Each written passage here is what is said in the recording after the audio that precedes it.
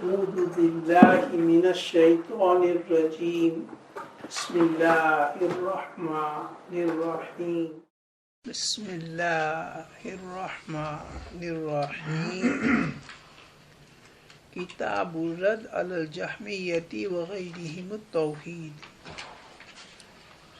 امام بخاری رحمۃ اللہ علیہ نے اپنی کتاب بخاری شریف کو 2 جلدوں میں مرتب فرمایا، اس میں الگ الگ کتابیں قائم فرمائی۔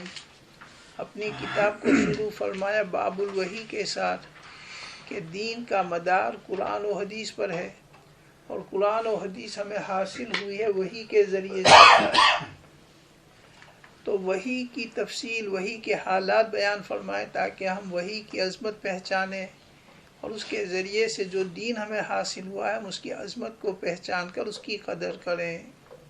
تو سب سے پہلے باب الوحی قائم فرمایا، اس کے بعد پورے دین کی حقیقت بتلانے کے لیے کتاب الایمان کا عنوان قائم فرمایا، اور اس کے تحت میں بیان کیا کہ دین کامل کسے کہتے ہیں، دین کامل کے کتنے شعبے، کتنی شاخیں ہیں، اور نمونے کے طور پر جن اعمال کو قرآن و حدیث میں ایمانی اعمال کہا گیا ہے ان کو نمونے کے طور پر بیان فرمایا کہ یہ بھی ایمانی عمل ہے، یہ بھی ایمانی عمل ہے، یہ بھی ایمان کی شاخ ہے۔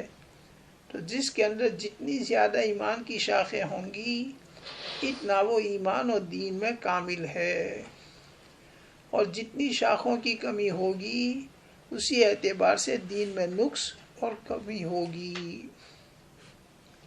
اس کے بعد چونکہ دین میں 2 چیزیں ہیں، عقائد اور اعمال، تو پہلے اعمال کی کتاب الایمان میں پورے دین کی حقیقت بتلائی کہ پورے دین کی حقیقت یہ ہے کہ کچھ عقیدوں کی باتیں ہیں، دل سے ماننے کی باتیں ہیں، کچھ زبانی اقوال ہیں اور کچھ بدنی اعمال ہیں۔ تو اس کے بعد کتاب العمل، کتاب الصلاۃ، کتاب الزکوٰۃ، کتاب الصوم، کتاب الحج، یہ سب کتاب الاعمال ہیں، ان کو بیان فرمایا۔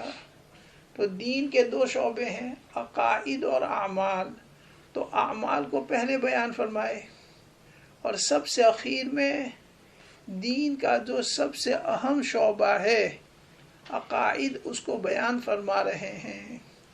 تو پوری کتاب میں سب سے اہم جو کتاب ہے وہ یہ کتاب ہے کتاب التوحید، کتاب التوحید، کتاب العقائد، کہ اعمال کا صحیح ہونا اور اعمال کا قبول ہونا اسی ایمان پر موقوف ہے کہ ایمان ہے، عقائد صحیح ہے تو جو عمل کرے گا وہ ادا ہوں گے اور قبول ہوں گے۔ کوئی بھی عمل ہو تو ادا ہونے کے لیے جیسے عبادات، نماز ہے، حج ہے، روزہ ہے، زکوٰۃ ہے، قربانی ہے، یہ سب عبادات کے اعمال ہیں، تو عبادت کے ادا ہونے کی شرط ہے اسلام کا ہونا، ایمان کا ہونا۔ تو یہ پہلی شرط ہے، بغیر ایمان کے کوئی ان عبادات کو کرے گا اس کو ادا ہونے کا حکم نہیں لگائے، وہ ادا نہیں ہوں گے۔ کوئی ایمان کے بغیر نماز پڑھے تو یہ حکم نہیں کہ اس کی نماز ادا ہو گئی، کوئی روزہ رکھے، کوئی بھی، تو عبادات کے ادا ہونے کے لیے ایمان کا ہونا شرط ہے، اور تمام اعمال کی قبولیت کے لیے کہ اللہ تعالیٰ کے قبول ہو، اس پر ثواب ملے، تو اس کے لیے ایمان کا ہونا شرط ہے، چاہے وہ عبادت ہو چاہے غیر عبادت ہو۔ تو تمام اعمال کے قبولیت کا مدار جو ہے وہ ایمان پر ہے۔ تو یہاں تو پورے تمام دین کے جتنے شعبے ہیں، جتنے اعمال ہیں، ان میں سب سے اہم ترین جو عمل ہے وہ ایمان بمعنی تصدیق قلبی کے ہیں۔ تو یہاں سے کتاب العقائد کو بیان فرما رہے ہیں کہ قرآن و حدیث سے کیا کیا عقیدے ثابت ہیں، اور ان کو ماننا لازم ہے کہ ان باتوں کو کوئی مانتا ہے تو مومن ہے، اور ان میں سے کسی ایک کا بھی انکار کرے تو ایمان سے خارج ہو جاتا ہے۔ تو لفظ ایمان جیسے شروع میں بیان کیا تھا 2 معنوں پر بولا جاتا ہے، ایک ایمان بمعنی دین کامل، تو کتاب الایمان میں اسی حیثیت سے بیان کیا ہے دین کامل، اس کو کتاب الایمان سے تعبیر کیا. اور ایک ایمان بمعنی تصدیق قلبی، دل سے ماننا. تو یہاں خالص اسی کو بیان کرنا ہے کہ دل سے ماننے کی جو باتیں ہیں کہ جس کے اوپر ایمان اور دین موقوف ہے. تو ایمان اس معنی کر کے کہلاتا ہے التصدیق بما جاء به النبی صلی اللہ علیہ وسلم من ضرورات الدین، کہ ایمان تصدیق کرنا ہے، دل سے ماننا ہے ان باتوں کو جن کو لے کر رسول اللہ صلی اللہ علیہ وسلم تشریف لائے اور جو قطعی طور پر دین میں ثابت ہے. تو ایسی چیزوں کا دل سے ماننا یہ عقیدہ کہلاتا ہے اور یہ ایمان کہلاتا ہے. اور اسی عقیدے اور ایمان کے اوپر باقی اعمال کے صحیح ہونے کا اور قبول ہونے کا مدار ہے. اگر عقیدے صحیح ہے، قرآن و حدیث کے مطابق ہیں، تو اس کے بعد جو عمل کرے گا تو انشاءاللہ ادا بھی ہوگا اور قبول بھی ہوگا، اس پر ثواب ملے گا. اور ایمان نہیں ہے، دل سے ماننے کی باتوں کو نہیں مانتا اور عمل کرتا ہے، تو وہ عمل ادا بھی نہیں ہوگا اور آخرت میں قبول نہیں ہوگا، اس پر ثواب نہیں ملے گا. تو عقیدے کی باتیں بہت ہیں. تو ان میں سے جو عقیدے کی بنیادی باتیں ہیں وہ کون کون سی ہے، قرآن و حدیث سے کیا کیا ثابت ہے، اس کو کتاب التوحید کے تحت میں بیان کرتے. اصل میں کتاب العقائد، لیکن کتاب العقائد کو تعبیر کیا ہے کتاب التوحید سے، کہ توحید اللہ کو ایک ماننا عقیدوں میں سے سب سے بڑا اور سب سے پہلا عقیدہ ہے. تو اسی ایک عقیدے کے نام کے ساتھ پوری کتاب کو نام دیا کتاب التوحید کا، ورنہ اصل میں یہ ہے کتاب العقائد، کہ جس میں بنیادی عقائد کو بیان کیا ہے. اور اسی عقیدے کے اوپر دین کی بنیاد ہے. عقائد صحیح ہے وہ مومن ہے، اور ان عقائد میں سے کسی ایک عقیدے میں کا منکر ہے، انکار کرتا ہے، چاہے باقی دین پر عمل کرتا ہے، وہ ایمان سے خارج ہے، اس کا عمل ادا بھی نہیں ہوگا اور آخرت میں قبول بھی نہیں ہوگا. تو سب سے اہم شعبہ جو دین کا ہے وہ عقائد کا ہے، عقیدے کا صحیح ہونا. یعنی قرآن و حدیث نے جو عقیدوں کی ہمیں تعلیم فرمائی ہے اس کے مطابق عقیدے ہونا. اللہ کی ذات کے بارے میں، اللہ کی توحید کے بارے میں، اللہ تعالیٰ کی صفات کے بارے میں، اللہ تعالیٰ کے صفاتی ناموں کے بارے میں. آگے انشاءاللہ اسی سب کو بیان امام بخاری رحمۃ اللہ علیہ فرمائیں گے. تو عنوان قائم کیا کتاب الرد، یہ رد کرنے کی کتاب جہمیہ اور ان کے علاوہ باطل فرقوں پر. حضور صلی اللہ علیہ وسلم کے وصال کے بعد صحابہ باہر نکل پڑے تبلیغ کے لیے، جہاد کے لیے، اور اسلام بہت تیزی کے ساتھ پھیلا. تھوڑی مدت کے اندر بہت مخلوق اسلام میں داخل ہوئی، نئی نئی قومیں اسلام میں داخل ہوئی. تو اسلام میں تو داخل ہوئے لیکن کما حق ان کی تعلیم نہیں ہو سکی. تو ان کے پرانے خیالات، نظریات کا دخل اس میں رہا، جس کی وجہ سے انہوں نے اپنے عقیدے ایسے بنائے جو قرآن و حدیث سے منحرف اور ہٹے ہوئے تھے. اس کے نتیجے میں بہت سے فرقے اسلام کے اندر بن گئے.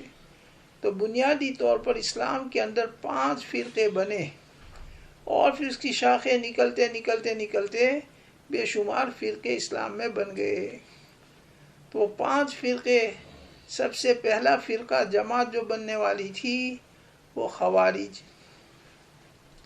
اس کے بعد معتزلہ، اس کے بعد روافض، اس کے بعد کرامیہ، مرجیہ، اور پھر اہل سنت والجماعت. تو امت کے اندر بنیادی طور پر یہ 5 جماعتیں بنی. ان میں سے 4 گمراہی میں مبتلا ہو گئے اور ایک اہل سنت والجماعت، ان کو اللہ تعالیٰ نے محفوظ رکھا.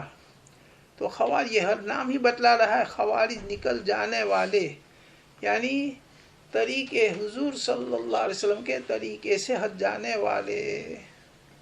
تو یہ جماعت خوارج حضرت علی رضی اللہ تعالیٰ، حضرت عثمان کے آخری دور میں اور علی رضی اللہ تعالی خلافت کے زمانے میں اس جماعت کا ظہور اور زور ہوا. تو ان کی بنیاد جو تھی کہ قرآن و حدیث کے بالکل ظاہر پر لینا، اور حضور صلی اللہ علیہ وسلم صحابہ نے قرآن و حدیث کی جو تشریح کی تھی اس کو چھوڑ دینا، یہ ان کی گمراہی کا سبب بنا کہ قرآن و حدیث کے مطالب خود اپنے طور پر متعین کیے، اور حضور صلی اللہ علیہ وسلم صحابہ نے جو اس کے مطالب بیان کیے تھے ان سے انہوں نے انحراف کیا. تو یہ ان کی گمراہی کا سبب بنا کہ ایسے ایسے عقیدے قائم کر لیے جو حضور صلی اللہ علیہ وسلم صحابہ کی تعلیم کے خلاف تھے. یہ پہلی گمراہ جماعت بنی جن کو خوارج کہتے ہیں، حروریہ بھی کہتے ہیں. دوسری جماعت معتزلہ، اعتزال، اس کے معنی الگ ہو جانے کے ہیں، کہ اس جماعت نے اپنے عقائد کی بنیاد عقل پر رکھی کہ قرآن و حدیث کی جو بات ان کی عقل میں نہیں آتی تھی اس کا رد کیا، اس میں تعویل کی، جس کے نتیجے میں بہت سی باتیں قرآن و حدیث سے ثابت ہے ان کا انکار کیا. جیسے انبیاء علیہ السلام کے معجزات، کہ لاٹھی کا سانپ بن جانا، لاٹھی مارے تو سمندر میں راستے بن جانا، یہ عقل کے خلاف ہے. تو اس لیے انہوں نے اپنی عقل پر بنیاد رکھی اور جو چیزیں قرآن و حدیث سے ثابت ہے ان کا انکار کیا، اس میں تعویل کی. یہ دوسری جماعت ہوئی معتزلہ. تیسری جماعت روافض، جن کو شیعہ بھی کہتے ہیں، رفض کے معنی بھی الگ ہو جانے کے ہیں. تو اس جماعت کی گمراہی جو تھی علی رضی اللہ تعالیٰ کی محبت میں غلو کرنا، کہ حد تک کہ علی رضی اللہ کو نبی ماننا، اور ان میں پھر الگ الگ فرقے ہیں. تو بہرحال کہ انہوں نے علی رضی اللہ تعالیٰ کی محبت میں ایسا غلو کیا کہ حد شرع سے باہر نکل گئے. چوتھی جماعت مرجئہ، ارجاء کے معنی پیچھے کرنا، کہ انہوں نے عمل کو پیچھے کر دیا. ان کے نظریات کی بنیاد اس پر تھی کہ بس ایمان اقرار لسانی کا نام ہے، کہ زبان سے جس نے اسلام کی باتوں کو قبول کر لیا وہ مومن ہے، چاہے عمل کرے نہ کرے، ایک عمل کا کوئی فائدہ نہیں اور گناہ ہو تو اس کا کوئی نقصان نہیں. تو یہ جماعت مرجئہ کہلائی کہ عمل کو پیچھے کر دیا، عمل کو نعوذ باللہ بیکار کر دیا. تو یہ چوتھی جماعت تھی. پانچویں جماعت اہل سنت والجماعت، یعنی وہ لوگ کہ جنہوں نے حضور صلی اللہ علیہ وسلم کی سنت اور صحابہ کی جماعت کے مطابق اپنے عقائد بنائے اور اپنے عمل کو بنایا. تو اس جماعت کو اہل سنت والجماعت کہا جاتا ہے کہ حضور صلی اللہ علیہ وسلم صحابہ نے قرآن و حدیث کی جو تشریح فرمائی، جو مطالب بیان کیا اس کے مطابق مانا. جہاں ظاہر کا مطلب بیان کیا تو ظاہر کو مانا، اور جہاں ظاہر سے ہٹ کر مطلب بیان کیا تو اس کو مانا. تو اس جماعت کو اہل سنت والجماعت کہتے ہیں. تو یہاں امام بخاری رحمۃ اللہ علیہ اسی جماعت اہل سنت والجماعت کے عقائد کو بیان فرما رہے ہیں کہ اہل سنت والجماعت کے جو عقائد ہیں قرآن و حدیث سے ثابت ہیں، تو ان کے دلائل کو بیان فرما رہے ہیں. تو یہ کہ جن کے عقائد اس کے مطابق ہے وہ صحیح راستے پر ہے. تو یہاں کتاب الرد کہ رد کرنے کے لیے باطل فرقوں پر، تو رد کرنے میں بخاری رحمۃ اللہ نے کسی جماعت کا نام ذکر نہیں کیا کہ فلاں جماعت کا یہ باطل عقیدہ ہے اور اس کے باطل ہونے کی دلیل ہے، بلکہ بغیر کسی جماعت کا نام ذکر کیے ہوئے آپ نے عقیدہ بیان کیا اور اس کی دلیل قرآن و حدیث سے بیان فرمائی کہ یہ عقیدہ ہے اور اس کی یہ دلیل ہے.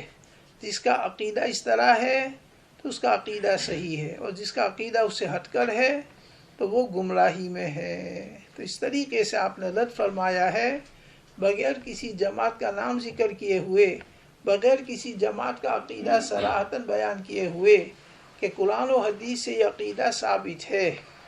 جس کا عقیدہ اس کے مطابق ہے وہ صحیح راستے پر ہے، اور اس جماعت کو اہل سنت والجماعت کہتے ہیں. تو یہاں اہل سنت والجماعت کے عقائد کو بیان فرما رہے ہیں، اور جس کا عقیدہ اس کے خلاف ہے وہ عقائد قرآن و حدیث کے خلاف ہے، اور وہ جماعت گمراہ دال کہلائے گی۔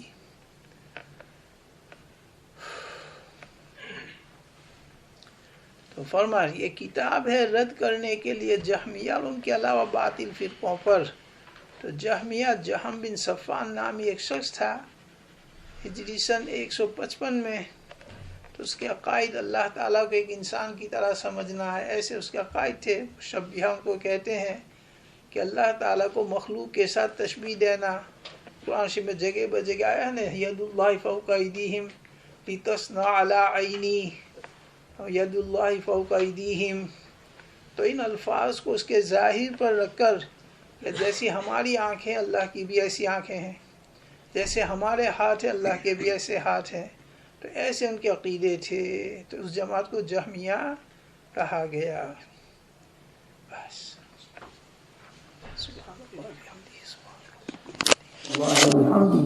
سبحانك اللهم وبحمدك نشهد أن لا إله إلا أنت نستغفرك ونتوب إليك.